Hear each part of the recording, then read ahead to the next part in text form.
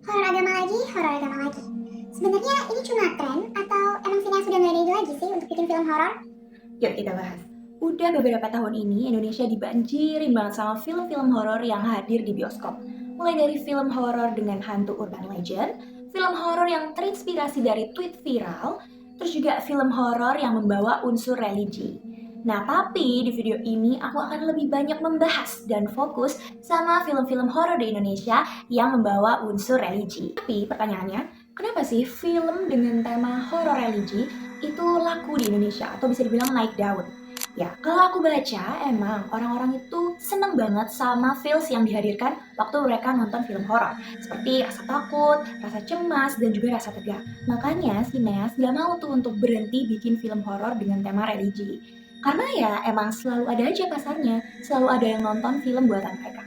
Promosi yang dipakai juga membantu banget untuk film horor jadi lebih dilihat.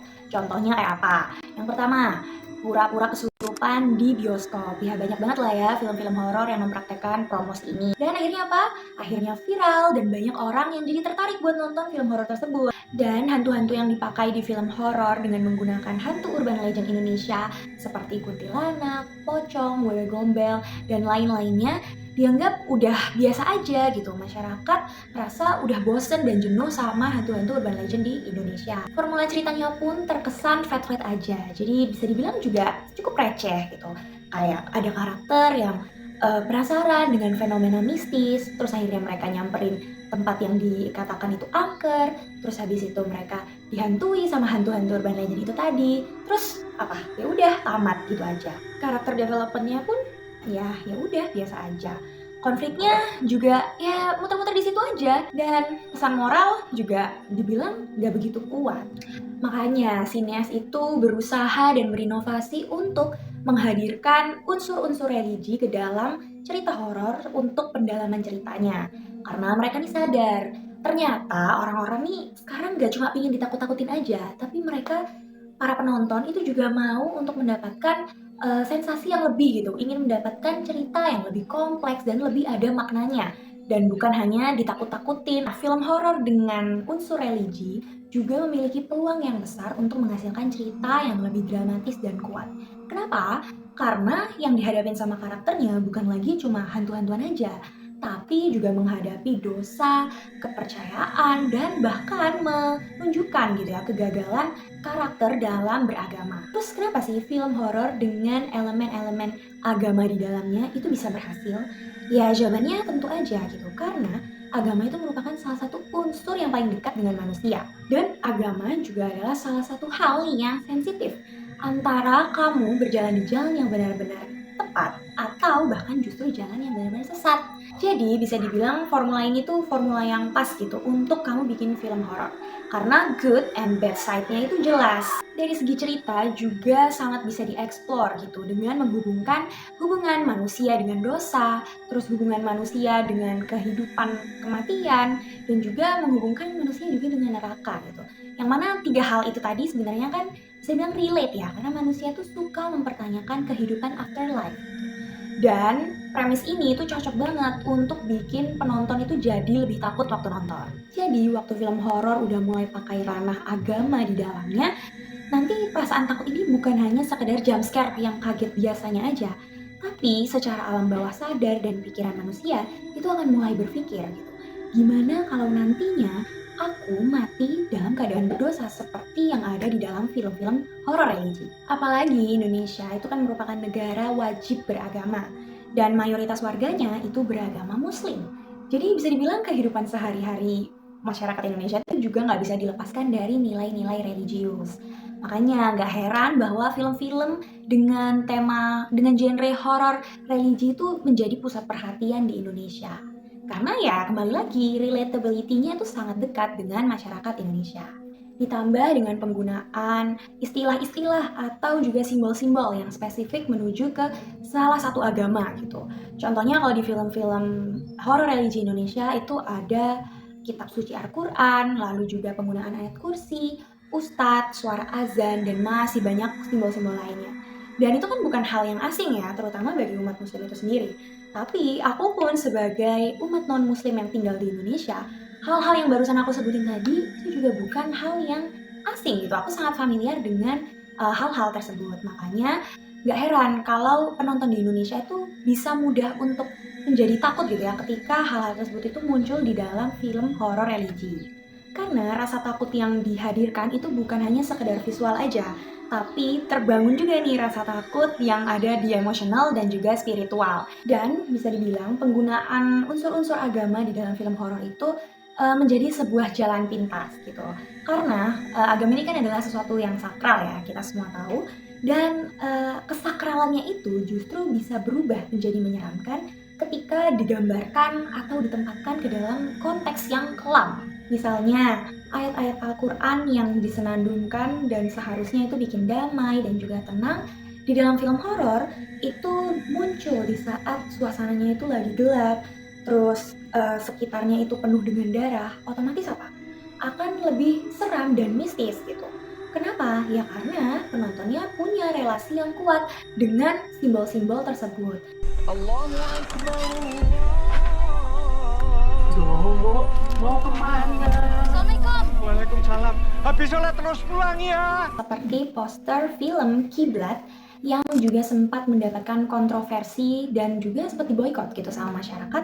Karena apa ya? Karena mereka menggunakan elemen kiblat itu tadi gitu ya, unsur posisi saat sholat para umat muslim yang digunakan dalam poster film horor, dan itu menggambarkan kesan kengerian gitu.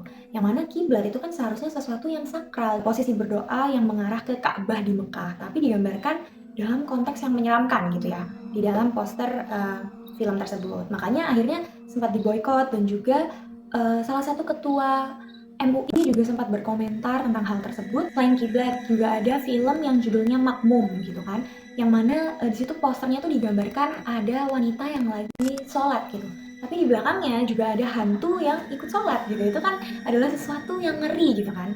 Terus poster Sijin tuh digambarkan ada wanita-wanita yang menggunakan mukena gitu untuk bersolat dan mengelilingi satu manusia, satu orang yang dikafani gitu. Itu kan adalah sesuatu yang kalau dilihat gitu ya sama mata para penonton ya pasti akan ketakutan. Tapi sebenarnya salah nggak sih bikin horor dengan unsur-unsur religi kayak gitu? Kalau dibilang salah ya nggak sepenuhnya salah, tapi kalau dibilang benar juga nggak sepenuhnya benar. Karena memang horor dengan tema-tema religi seperti ini itu dikhawatirkan bisa menjadi pemicu para masyarakat gitu ya untuk mempertanyakan keagamaannya mereka. Dikhawatirkan juga untuk para penonton yang tidak mendalami nilai-nilai agama gitu ya. Terus mereka waktu nonton film horor dan akhirnya malah mengambil kesimpulan yang salah. Ya kalau misalnya film horor ini dikemas dengan asal-asalan, nggak pakai riset, terus juga nggak memiliki sensitivitas gitu ya, bisa dibilang film horor dengan tema religi ini jadi alat komunikasi yang tidak baik gitu, yang buruk untuk masyarakatnya. Ditambah kalau misalnya film udah masuk ke ranah agama kan sifatnya udah personal gitu. Jadi dampak yang disebabkan itu akan jauh lebih besar daripada hanya sekedar rasa takut. Karena horor yang membawa unsur religi ke dalam filmnya juga bukan hal yang baru kok, bukan cuma di Indonesia aja, tapi justru emang udah sering banget dibawain di film-film luar. Contohnya kayak apa? Contohnya kayak di Exorcist yang tahun 1973 itu kan di original film yang membawakan tema eksorsisme gitu kan, itu juga membawa unsur-unsur agama. Terus juga film Conjuring ya, Conjuring the Universe itu, entah Conjuring 1, 2, The Nun, itu kan mereka emang jelas banget gitu ya membawa unsur agama. Jadi ya bisa dibilang ini sebenarnya juga hal yang udah banyak kok dilakuin sama sineas-sineas luar juga. Dan kembali lagi, kalau memang mau bawain film horor lagi, ya tetap harus perhatikan kualitasnya. Karena aku yakin salah satu yang menjadi alasan kenapa film horor religi di Indonesia itu dipandang sebelah mata ya karena kualitasnya yang nggak begitu memuaskan penonton. Mulai dari plot ceritanya yang nggak udah gitu-gitu aja. Jadi terkesan ceritanya itu ngulang-ngulang terus gitu ya, gitu-gitu aja, dan bisa dibilang template banget. Sama antara film 1 dengan film 2 nggak ada yang spesial.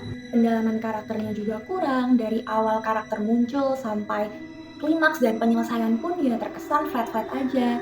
Jadi ya nggak heran gitu ya horor-horor religi itu Jadi dianggap sebagai film yang isinya tuh cuma jump scare aja gitu. Nggak ada sesuatu di dalam film tersebut yang bisa menjadi pembahasan yang lebih dalam lagi. Alhasil bikin orang-orang yang nonton jadi ngerasa gitu ya, kayak ya elah ternyata ya emang film yang lagi-lagi ngandalin eksploitasi agama lagi, yang ngandalin gimmick lagi gitu. Padahal film itu bisa jadi media gitu untuk menggambarkan krisis keimanan, terus juga perang batin manusia dengan keyakinannya, atau bahkan jadi sarana untuk refleksi gitu loh, untuk melihat bagaimana manusia dengan praktek-praktek keagamaan yang mulai menyimpang. Nah, berarti kesimpulannya ini apa?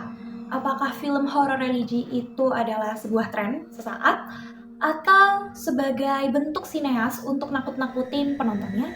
Atau justru itu refleksi tentang keadaan manusia dalam kepercayaannya saat ini? Yes, horror religi adalah tren, tapi bukan tren sesaat.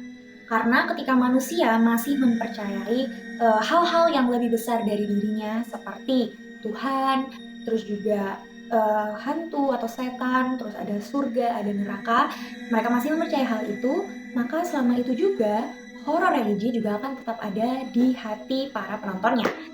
Yang bikin film horor religi itu bertahan itu bukan hanya karena keseramannya aja, tapi juga bagaimana genre ini tuh bermain ke dalam unsur yang paling personal dari manusia, yaitu keyakinan. Inilah yang bikin horor religi itu bukan hanya sebagai hiburan aja, tapi juga menjadi sarana atau wadah untuk refleksi para penontonnya. Balik lagi nih, sebagai sineas juga harus bertanggung jawab gitu ketika men-treat suatu unsur agama. Jadi unsur agama yang dipakai itu jangan hanya sekedar untuk memberikan efek seram gitu ya, untuk efek takut, tapi benar-benar digali maknanya gitu. Apa sesungguhnya yang mau disampaikan dari unsur agama yang dipakai itu tadi.